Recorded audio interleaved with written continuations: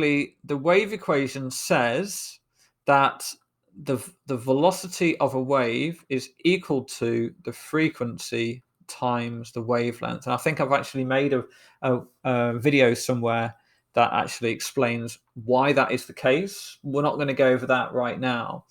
We're just going to apply it. So if the velocity is equal to the frequency times the wavelength, then you could rearrange that to say that the frequency, so let's rearrange that, frequency is equal to the velocity divided by the wavelength, or we could rearrange it to say that the wavelength is equal to the velocity divided by the frequency. And the reason why you would do that is because an important thing to know about electromagnetic waves is that all of electromagnetic waves travel the same speed in a vacuum. Okay, so they all travel at the same speed in a vacuum, and it's important to say that last bit, in a vacuum, because there's a phrase that gets thrown around and not used very accurately about that nothing can travel faster than the speed of light, or the speed of light is constant, etc., etc. And it's not entirely true.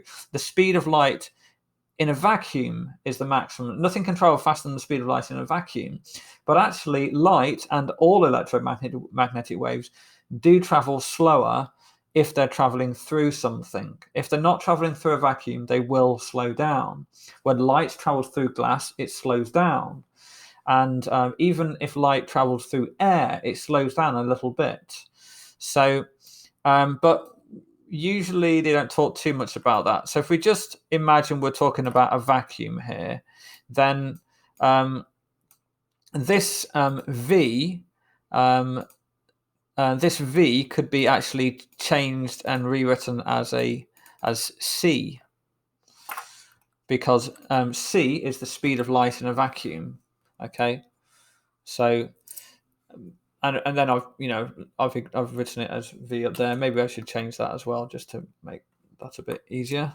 Just suddenly zoomed in there. Yeah. So in a vacuum, we would write C, because C is the speed of light in a vacuum.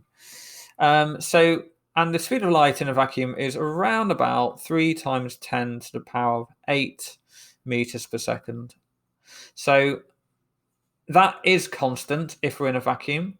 So if I decrease if I know the wavelength, I could work out the frequency, and if I know the frequency, I could work out the wavelength. Because it's constant, because that's constant, you can actually say that the frequency for electromagnetic waves is directly proportional, or inversely proportional, I should say, to the wavelength, and also that the wavelength is inversely proportional to the frequency. In other words, if I double the frequency, I'm going to half the wavelength, or if I double the wavelength, I'm going to half the frequency. So that's an important thing about the electromagnetic wave.